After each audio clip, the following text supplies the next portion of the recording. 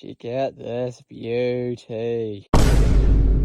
Alright, so I posted on my story the other day saying we're going to do a build series on this absolute weapon of a machine.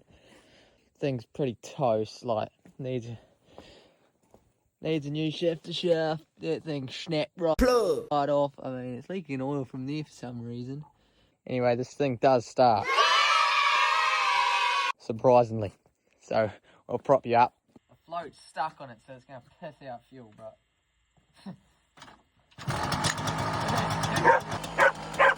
Run that back turbo.